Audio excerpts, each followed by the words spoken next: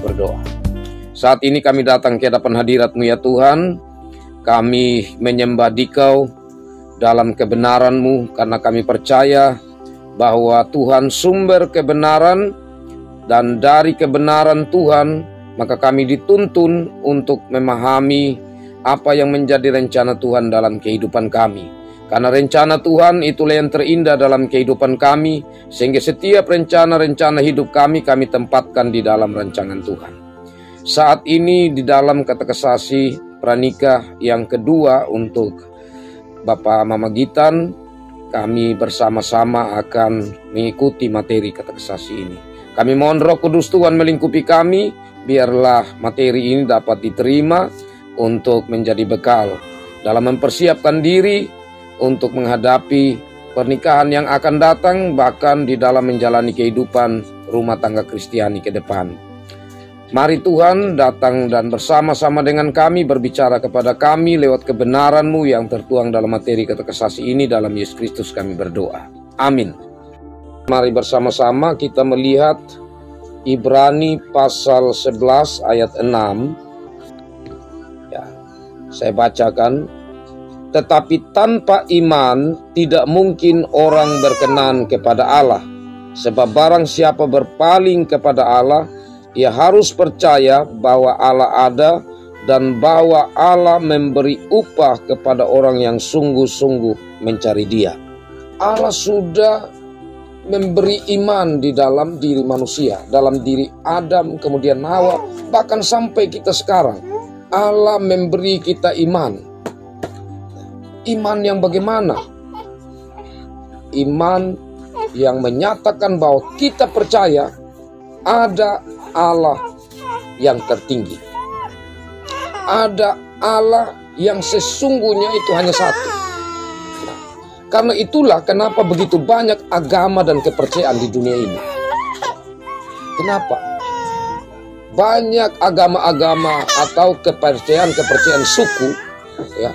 Seperti kalau kita Marapu di Sumba, di Sabo Jinitiu, dan banyak lagi. Itu agama suku di Indonesia saja itu terlalu banyak.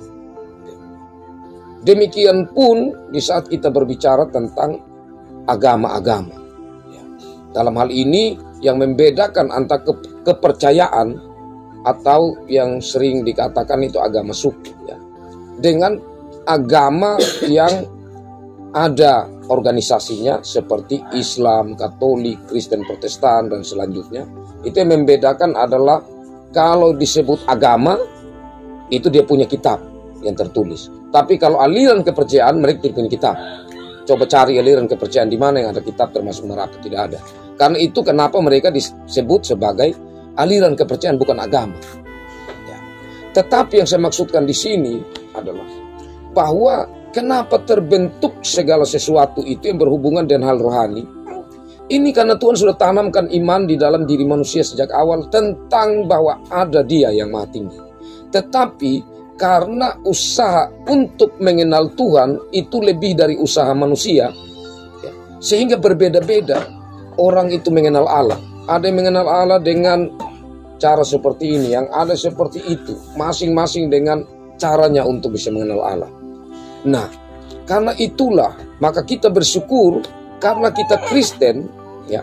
Landasan kita kenapa kita menjadi orang beriman, karena bukan kita yang mencari tahu siapa Allah itu, tetapi Allah sendiri yang telah datang dan memperkenalkan dirinya kepada kita. Itu puncaknya. Jadi lewat Yesus Kristus kita mengenal siapa Allah itu. Nah, selanjutnya saya katakan tadi tentang Yesus Kristus kita mengenal Allah, maka yang lalu saya katakan bahwa salah satunya, dan ini hal yang kedua tentang iman. Iman itu harus bertumbuh dan itu lewat pendengaran. Jadi iman yang tadi tidak cukup. Di saat kita sudah dipanggil untuk mengenal Kristus, maka kita harus bertumbuh dalam iman dan itu lewat pendengaran. Itu ada di mana? Ada di Roma 10 ayat yang ke-17. Roma 10 ayat yang ke-17, saya bacakan bagi kita. Dikatakan begini. Jadi iman timbul dari pendengaran dan pendengaran oleh firman Kristus. Ya. Kata timbul di sini, ini yang berhubungan dengan bagaimana kita mengenal Tuhan dalam Yesus Kristus. Karena di sini dia mengatakan adalah pendengaran tentang firman Kristus. Kalau begitu, maka menjadi kebenaran untuk pertumbuhan iman kita tiada lain adalah tentang Kristus. Dan bagaimana kita mengetahui tentang Kristus? Yaitu lewat Alkitab dan lewat terus mendengar firman dari Alkitab. Nah, mendengar firman dari Alkitab itu di mana? Ya, dalam kesempatan katekisasi, dalam kesempatan PKS, dalam kesempatan perkunjungan, dalam kesempatan syukuran, dan dalam kesempatan ibadah minggu. Di situ kita terus perlu untuk memberi diri telinga kita untuk mendengar. Dan kata mendengar di sini ya bukan sekedar mendengar, tetapi mendengar dengan sungguh-sungguh, dengan teliti.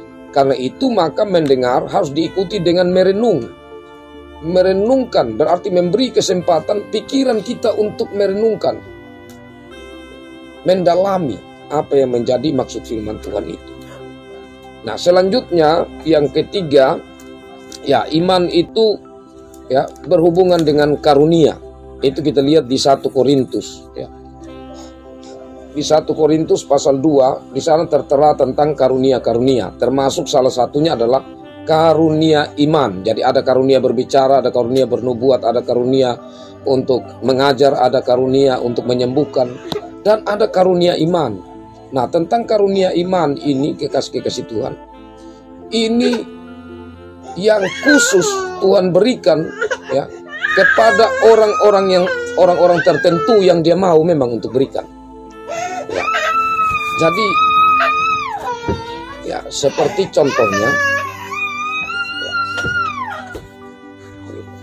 contohnya ada orang yang dia itu hidupnya sangat sederhana.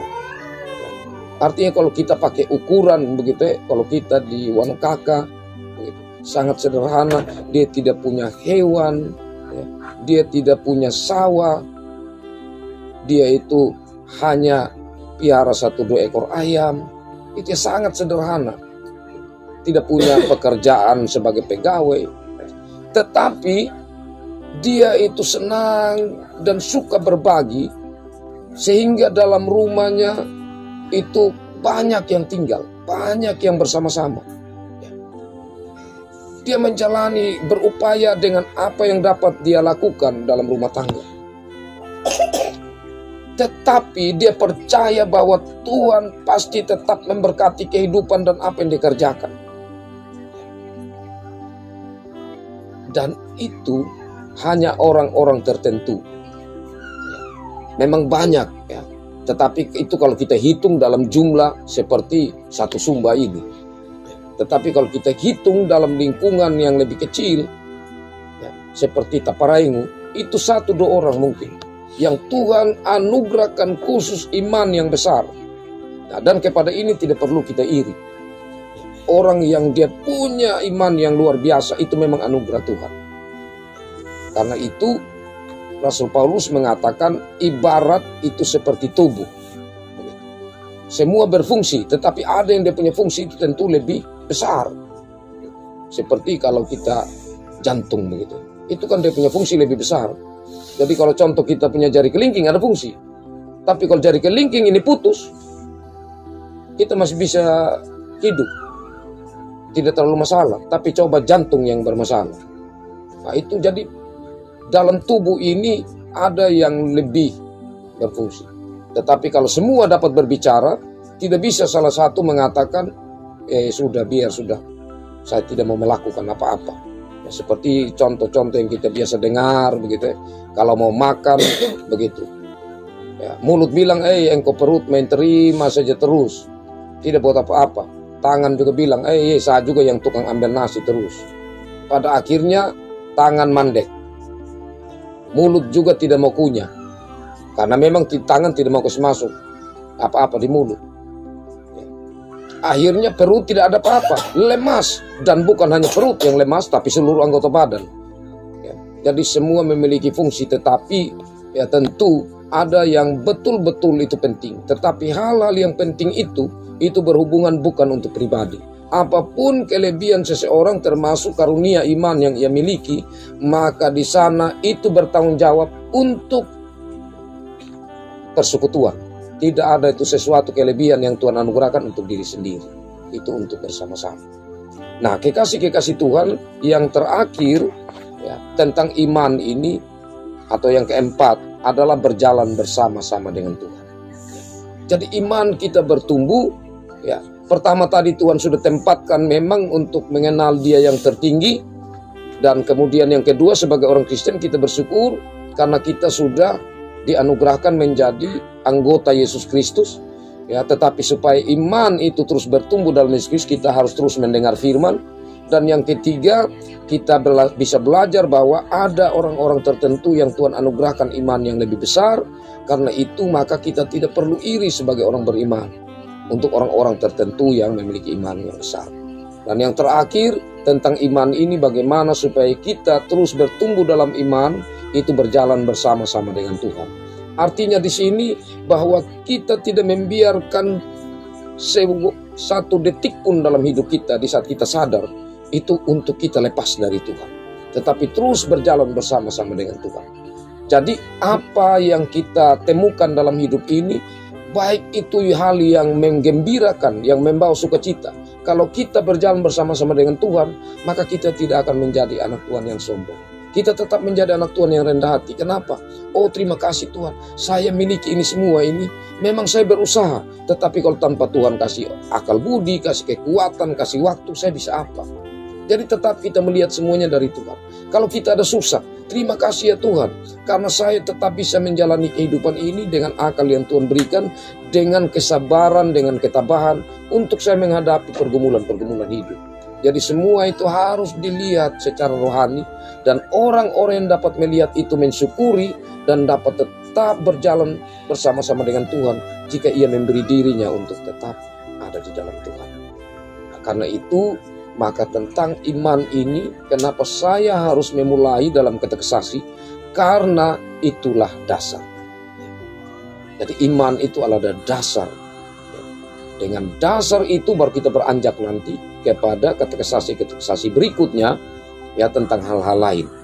Ya, kiranya dengan ini kita memiliki pegangan sehingga kita tahu apa perbedaan tentang iman Kristiani dengan iman yang lain. Nah, dan yang paling terakhir, kita berbicara tentang iman.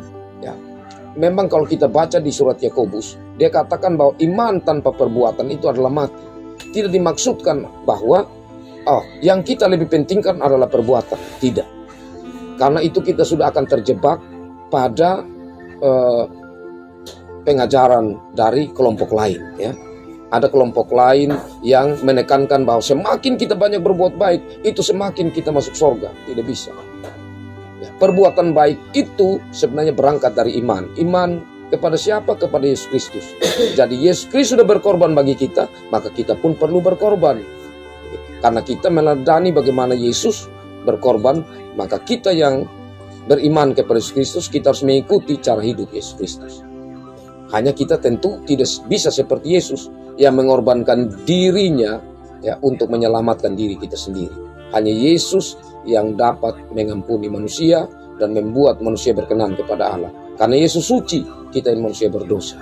Tetapi hal mengorbankan diri itu menjadi panggilan bagi kita, bukan untuk supaya kita selamat, tetapi itu sebagai respon kita bahwa Yesus Kristus telah menyelamatkan kita.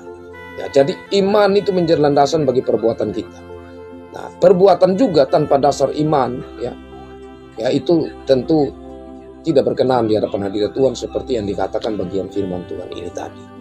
Nah, dengan demikian maka yang terbaik adalah kita beriman dengan sungguh dan perbuatan kita lahir dari iman itu. Nah, kalau perbuatan itu lahir dari iman yang benar, maka itulah yang berkenan di hadapan hadirat Tuhan. Jadi kita dapat melihat dalam hidup kita banyak kita melakukan hal baik ya. Apakah itu sudah benar menurut Tuhan? Belum tentu.